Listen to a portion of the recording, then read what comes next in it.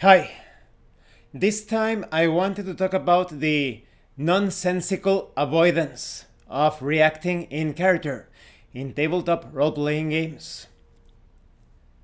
There are a lot of people that are stuck at the threshold. They have never truly role-played. They have never achieved immersion.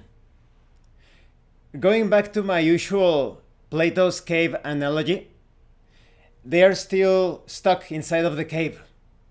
They see this small hole in the ceiling, and a bit of light is filtering through that hole. And they think it is the most amazing light that they have ever seen in their existence. And someone else who has been outside of the cave steps in and tells them about roleplay, about immersion, and tells them, "You think that's light?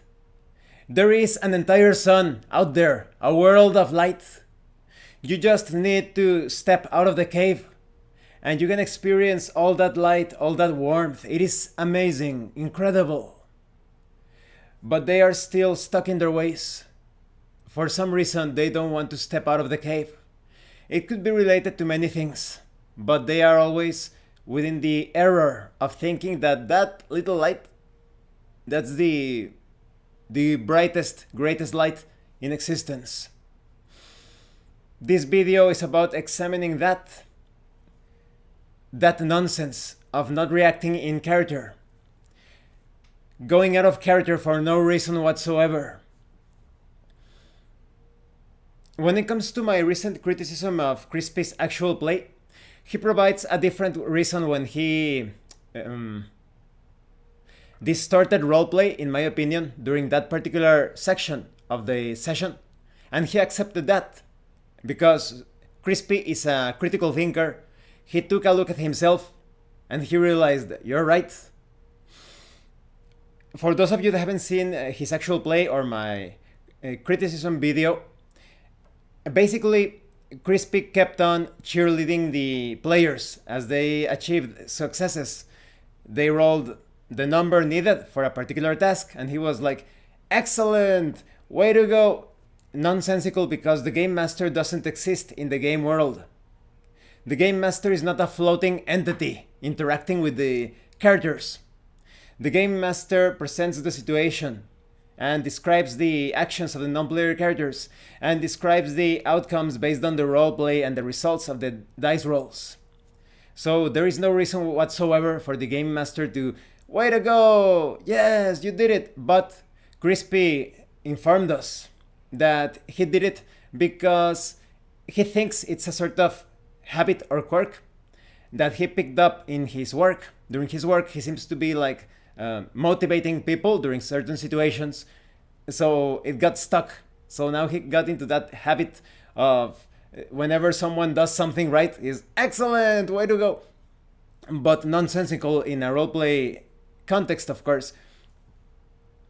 But there could be so many other people that have different reasons as to why they go out of character. It could be something psychological. It could be the monkey mind, the monkey mind, the concept of Zen.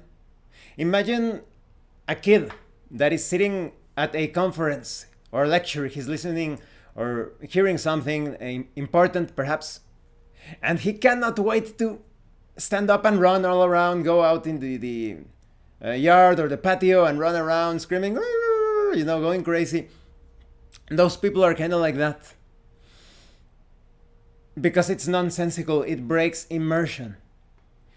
Some could be thinking, if it doesn't matter, it doesn't matter. It's the same thing. If so, why do you do it then? Why would you go out of character if you can actually reinforce the immersion, if you can actually roleplay to preserve the immersion? If it's the same, why do it otherwise then? It's the same to you. Instead, you should take that energy, perhaps chaotic energy, and transform it into something that reinforces immersion. In the case of Crispy, now that he has become aware of him cheerleading his players in that session, he could take that need to motivate others and transform it into descriptions. If he wants to praise the players.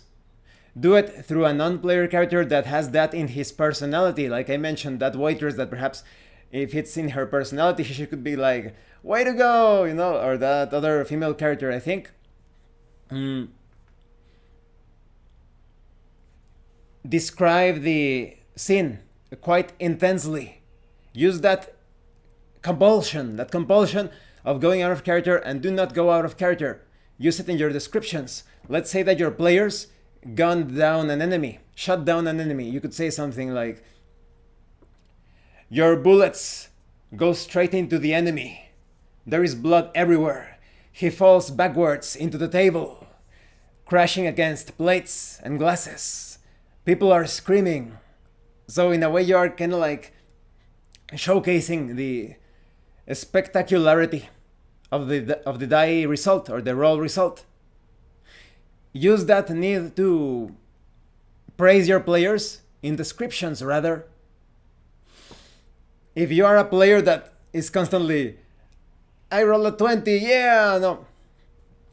Through roleplay, by establishing immersion, by attaining immersion, imagine that you are creating something beautiful with the other players and the game master. You are perhaps creating, as an analogy, you are creating this beautiful, huge window, you know, those beautiful windows or decorated glass panes. How you call them? Stained glass paintings in English.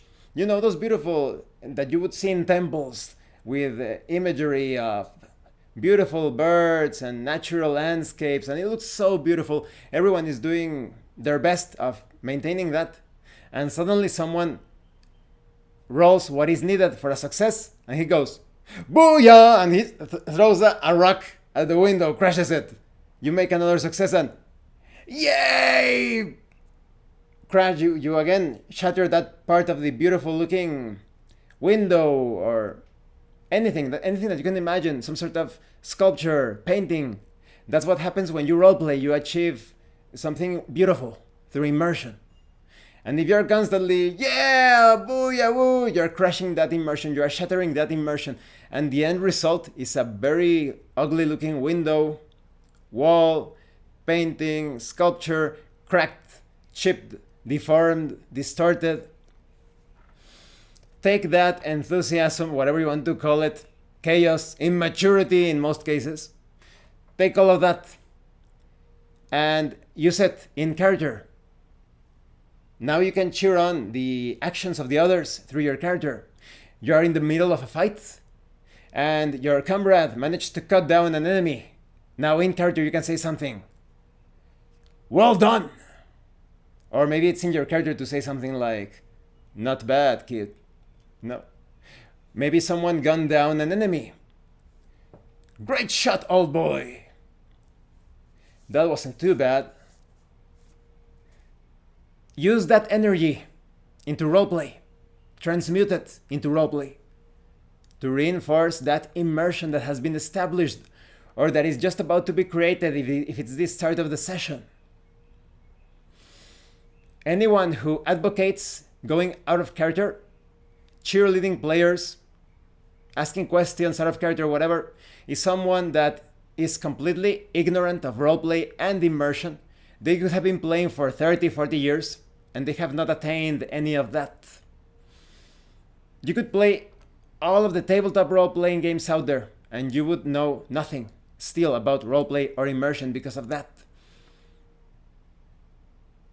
You could be like a religious person stuck in dogma and doctrine, unable to use logic and reasoning concerning roleplay and immersion, perhaps using some sort of RPG book as some sort of Bible. Shanner mentioned this in one video, or in two videos. He said, so it has been written, so it shall be done. You do know that RPG authors they are not perfect, right? A lot of them actually do not roleplay, and they do not know what immersion is. They have no idea whatsoever what they are doing, and still through accident, chance, or because they base their RPGs on older RPGs, the original Dave Arneson idea, distorted by Gary Gygax, but still the original idea. That's how they end up producing RPGs, but they themselves Oftentimes they are no role players. They are no daisies at all. They never achieved immersion.